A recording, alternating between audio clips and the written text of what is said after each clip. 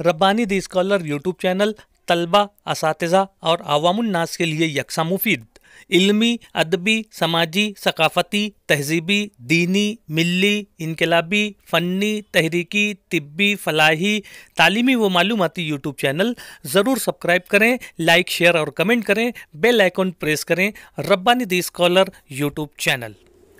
मोहतरम नाज़रीन इकराम, अस्सलाम वालेकुम। बड़ी ही खुशी व मसर्रत का मकाम है कि आज Rabbani the scholar YouTube channel पर हमारे साथ प्रोफेसर अब्दुल माजिद साहब यहाँ पर तशरीफ़ लाए हुए हैं।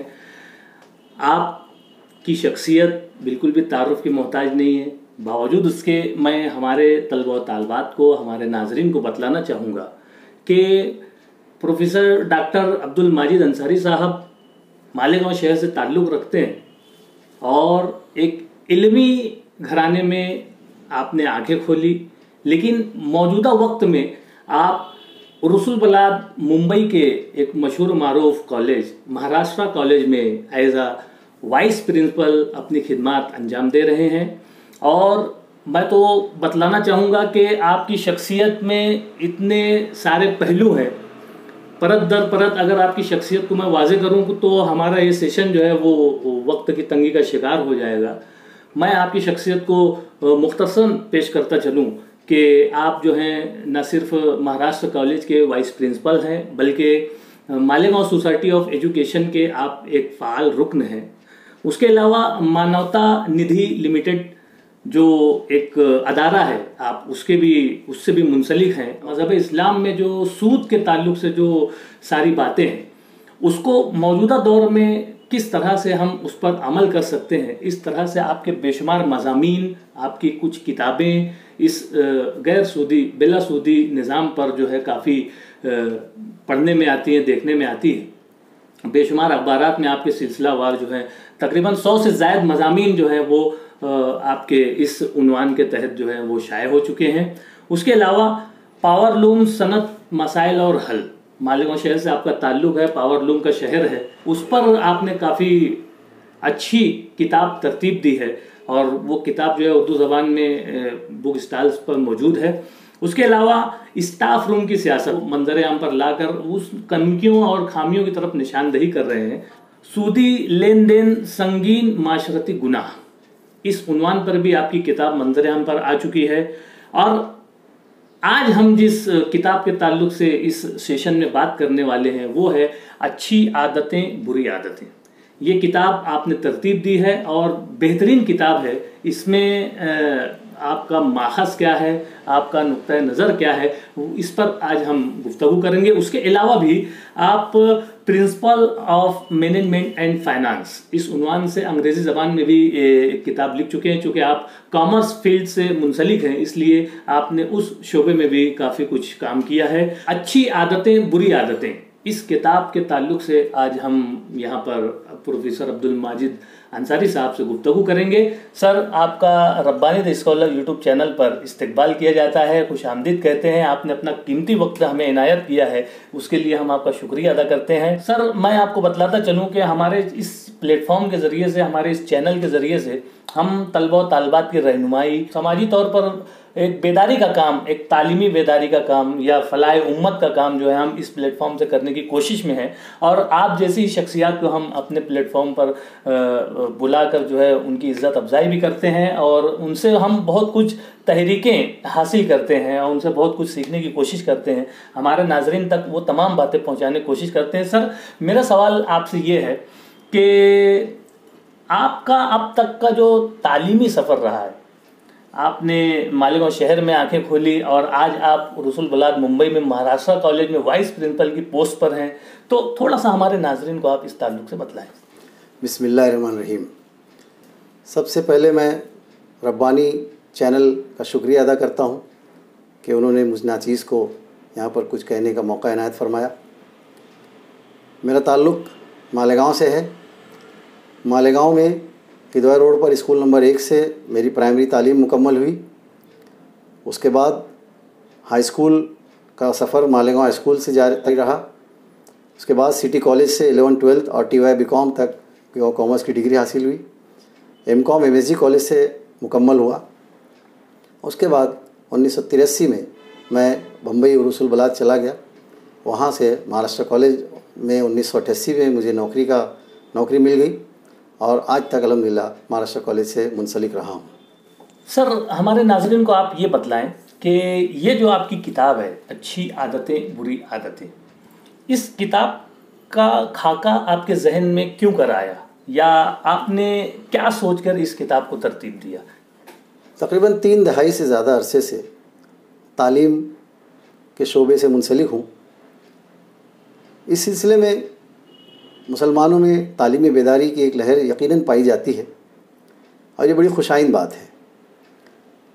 लेकिन इसी अरसे में मेरे साथ कुछ ऐसे वाक़यात पेश आए जिन वाक़यात की वजह से मुझे सोचने पर मजबूर होना पड़ा कि तालीम के साथ साथ तरबियत का खाना शायद हमारा खाली है।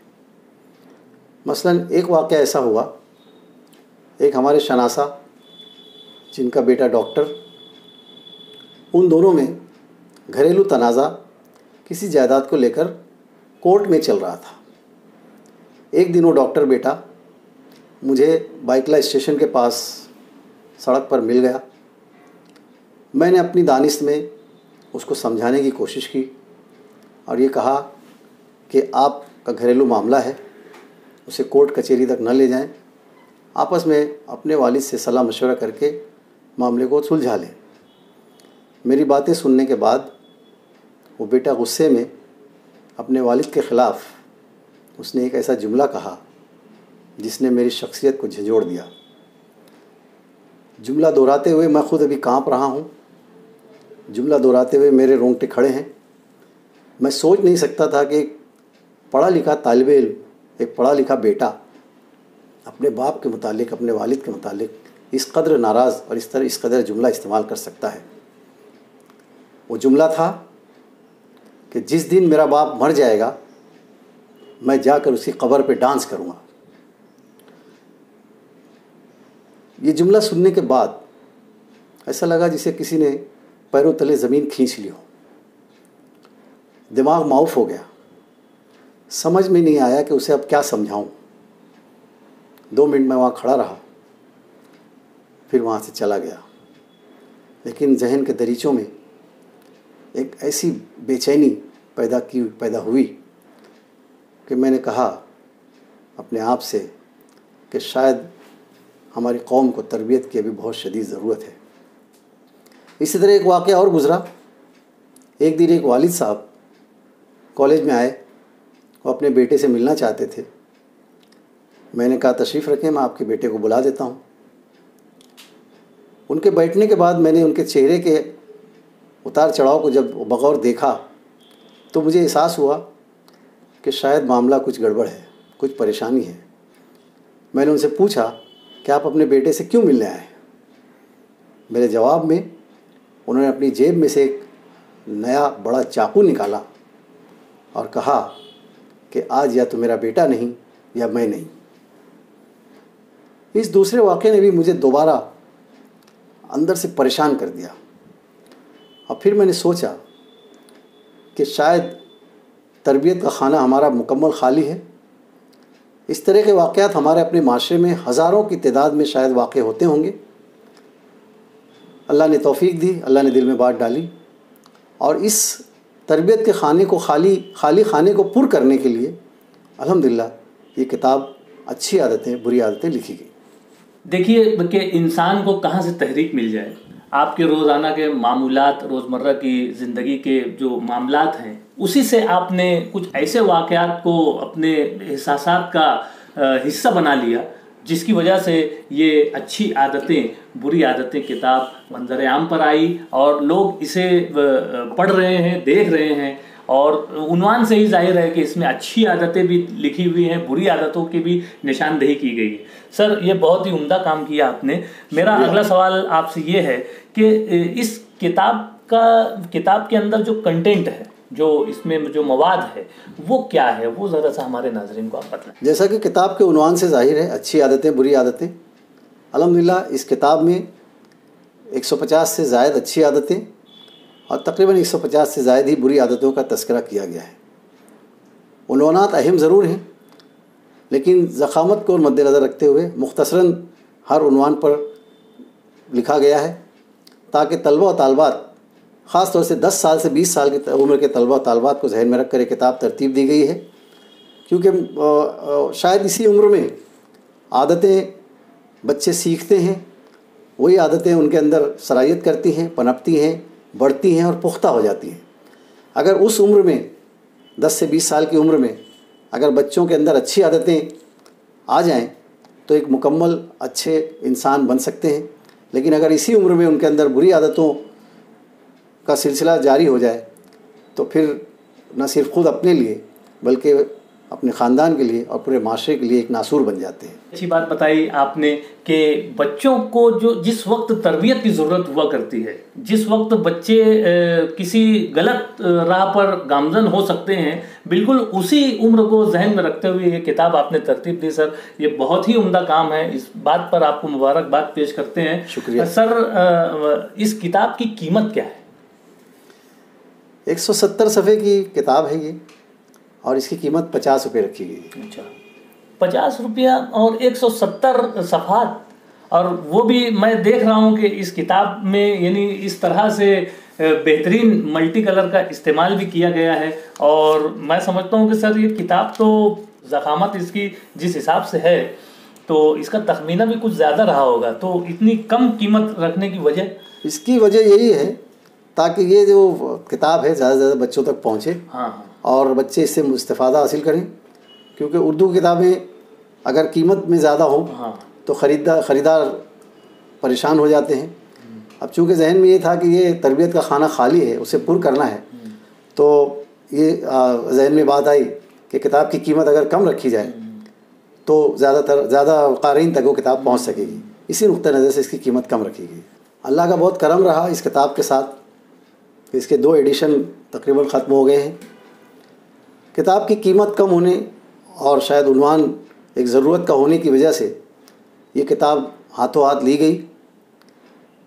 अल्लाह का बहुत करम रहा, कुछ स्कूलों ने इसको कई 100 की तादाद में ख़रीदा और अपने बच्चों में, ख़ास तौर से 10वीं के बच्चों के फेयरवेल में उन्हें इनाम के तौर पर दे दिया।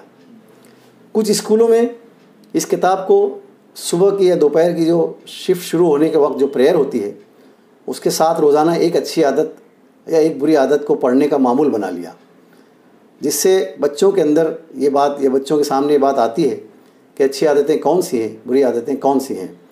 हमारे माशरे में आजकल बच्चों के सामने वो आदतों का तज़किरा तक नहीं होता, इसलिए उनके अंदर वो आदतें पनपती नहीं हैं। तो अल्हम्दुलिल्लाह अल्लाह का बहुत करम रहा कि कई स्कूलों से इस तरह का रिस्पांस आया, इस तरह की बात मालूम हुई कि वहाँ पर प्रेयर के साथ स्कूल में रोज़ाना एक अच्छी आदत और एक बुरी आदत का पढ़ने का मामूल बनाया गया। ये अल्लाह का बहुत करम रहा और अल्हम्दुलिल्लाह इस किताब की पजीराई का मैं सबका शुक्रिया अदा करता हूँ। ये तो बहुत ही अच्छी बात बताई आपने कि सर के किताब की कीमत भी कम है और बच्चे इसको पढ़ भी रहे हैं, स्कूलों में भी इसका इस्तेमाल किया जा रहा है। एक तरह से समाज और माशरे को सुधारने में ये किताब जो है वो मुआविन और मददगार साबित हो रही है और तलबा और तालबात को ख़ास तौर से इस किताब का मुताला करना चाहिए। सर ये बतलाएं कि मौजूदा दौर में तलबा और तालबात को किस तरह से ज़िंदगी गुजारना चाहिए? तलबा और तालबात के मुतालिक बात करने से पहले मैं एक गुजारिश स्कूल और तालीमी अदारों के ज़िम्मेदारों से करना चाहूँगा। देखिए, हमारी तालीमी अदारों में यूँ तो हर कमरा होता है, प्रिंसिपल का कमरा होता है, सुपरवाइज़र का रूम होता है, क्लास रूम होते हैं, लाइब्रेरी और लैब होते हैं, हत्ता कि हमारे पास वॉचमैन और प्यून के भी रूम होते हैं। लेकिन मुझे अफसोस के साथ ये कहना पड़ता है कि हमारे तालीमी अदारों में तरबियत के लिए कोई मखसूस कमरा नहीं होता। मेरी गुजारिश ये है कि हर स्कूल और कॉलेज के ज़िम्मेदार अगर अपनी स्कूल में एक कमरा तरबियत के नाम का भी मखसूस कर दें और वहाँ टाइम टेबल बनाकर हर बच्चे को 10-15 मिनट के लिए लाएं, उनके सामने अच्छी आदतों का तज़किरा करें, उन्हें बुरी आदतों से बचने के लिए तलक़ीन करें, तो इस तरह बहुत मुमकिन है कि हमारे तलबा जहाँ एक तरफ तालीम में नुमाया कारकर्दगी अंजाम देने की कोशिश कर रहे हैं, वहीं दूसरे साथ उसी के साथ साथ वो तरबियत में भी आला मकाम हासिल करेंगे। साथ ही जो सवाल पूछा गया कि तलबा तालबात को क्या करना चाहिए, मैं तलबा तालबात से भी गुजारिश करूँगा कि तालीम पर ध्यान दें। तालीम बहुत ज़रूरी है। तालीम ही एक वाहिद हल है हमारे तमाम मसाइल का। लेकिन साथ ही साथ अपनी तरबियत का ध्यान दें, अपने अंदर अच्छी आदतें अपनाएं, बुरी आदतों से इज्तिनाब करें। क्योंकि तालीम याफ्ता इंसान जब कुछ बोलता है, उसकी बातों से, जब कुछ लिखता है, उसकी तहरीर से लोग असर लेते हैं। लेकिन एक तरबियत याफ्ता इंसान अपनी आदात, हरकत और सकनात से ही दो लोगों को मुतासिर कर सकता है। इसलिए हमें दोनों चीज़ों पर ध्यान देने की ज़रूरत है। हमें तालीम पर भी ध्यान देना है और तरबियत पर भी ध्यान देना है। आज के माशरे में तालीम आम हो रही है, लेकिन तरबियत का फुकदान है। कुछ माहिरीन तालीम तो आज इस नतीजे तक पहुँच गए हैं कि अगर ज़रूरत हो, जैसे कि आज हाल माशरे में बुराइयाँ इतनी सराहियत कर चुकी हैं कि कुछ दिनों के लिए तालीम के अदारे बंद कर दिए जाएँ और नस्ल नौ को सिर्फ तरबियत की जाए, ताकि एक मरतबा जब वो अच्छी आदत और अच्छे आदत के साथ पनप जाए, बन जाए, तो उसके बाद उनके अंदर तालीम का सिलसिला शुरू किया जाए। यकीनन तालीम बंद करना मुनासिब फ़ैसला नहीं हो सकता, लेकिन इस बात की अहमियत को जताने के लिए कि तरबियत कितनी ज़रूरी है और हम उस खाने में कितने पीछे हैं, हम इस सिलसिले में थोड़ा फ़िक्र करें। मैं तालीमी अदारों से जुड़े हर फ़र्द, ज़िम्मेदारान, असातिज़ा, बच्चे, सरपरस्त और समाज के हर शख्स से गुजारिश करूँगा कि आइए हम एक बेहतर माशरा बनाने की कोशिश करें और हर फ़र्द को तरबियत की तरफ, तरबियत के खाने की तरफ लाएं और बेहतर इंसान बनाने की कोशिश करें। बहुत ही मुनासिब और बहुत ही अच्छे नेक ख्यालात जो हैं वो आपने यहाँ पर जाहिर किए। मैं तमाम ही नाजरीन से, हमारे तमाम ही नाजरीन से मैं गुजारिश करता हूँ कि आप ज़रूर अच्छी आदतें, बुरी आदतें, ये जो किताब है इसे हासिल करें, इसे पढ़ें और अमल करने की कोशिश करें, जो कि हमारे डॉक्टर अब्दुल माजिद अंसारी साहब की काविश है। और काफ़ी मेहनतों से इन्होंने और काफ़ी सच्चे वाक़यात से इन्होंने इस किताब को तरतीब दिया है और समाज और माशरे में सुधार का जो जज्बा वो परवान चढ़ना चाहिए और पूरे समाज और माशरे को इससे फ़ायदा हासिल हो, यही मतमय नज़र है। मैं हमारे नाज़रीन को बतलाता चलूँ कि अच्छी आदतें, बुरी आदतें, इस किताब को 2018 में महाराष्ट्र उर्दू एकेडमी ने इस किताब को एवार्ड से नवाजा है। 2018 में आपको इस किताब पर एवार्ड मिल चुका है और बहुत ही यानी कामयाबी की बात है ये कि ये किताब उर्दू ज़बान में अभी मंजर आम पर है, जबकि हिंदी ज़बान में, मराठी ज़बान में और अंग्रेज़ी ज़बान में भी इसका तर्जुमा हो रहा है। और मैं समझता हूँ कि गालिबन हिंदी और अंग्रेज़ी ज़बान में भी ये तकरीबन मुकम्मल हो चुकी है और मराठी ज़बान पर इसका काम जारी है। ये बहुत ही कामयाबी की बात है। बहुत मुबारकबाद सर, आपने अपना कीमती वक्त दिया हमारे इस प्लेटफॉर्म पर और हमारे नाजरीन को आपने अच्छी बातें बतलाई। बुरी बातों से रोकने के लिए जो आपकी इस किताब है, इस किताब के ताल्लुक से आपने यहाँ पर हमारे नाजरीन को बतलाया। मैं आपका बेहद ममनून हूँ, बेहद मशहूर हूँ। बहुत शुक्रिया, जज़ाकल्लाह फिद्दार।